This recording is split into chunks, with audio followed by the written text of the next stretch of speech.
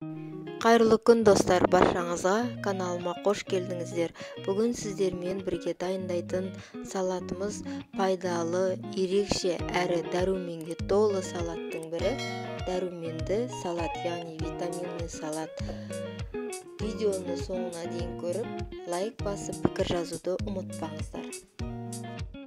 Салатымызға қажетті заттар: піскен қызылша, алма, грек жаңғағы, мейіз және майонез қажет болады. Салатымыздың мөлшерлемесін видеоның астына описанияға жазып кететін боламын. Салатымызды бастаймыз. Ең алдыменен піскен қызылшамызды майда төртбұрышты етіп турап аламыз. Болмаса осындай овощной резкаменен кесіп алсаңыздар болады. Уақытты үнемді және бір келкі төртбұрыш болып шығады.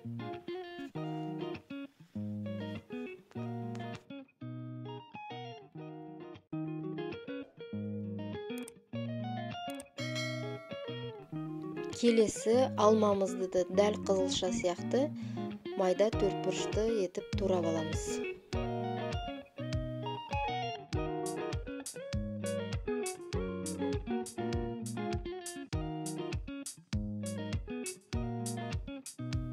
Келесі грек жаңғағын да майдалап аламыз турап.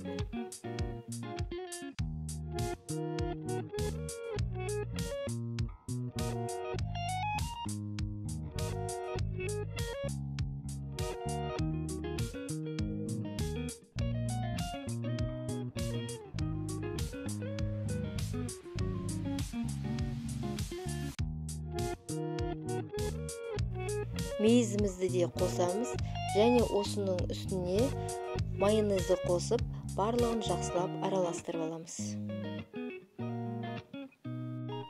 Жақсы араластырылған салатымызды тоңазытқа салып қоямыз. Түсі әрі дәмі ерекше етіп біркелкі болып шығады. Салатымыздың жасалу жолы өте оңай. Ерекше дәмді салаттың бірі және дәруменге толы салат. Жасап көріңіздер және каналыма тіркелуді ұмытпаңыздар. Ас болсын.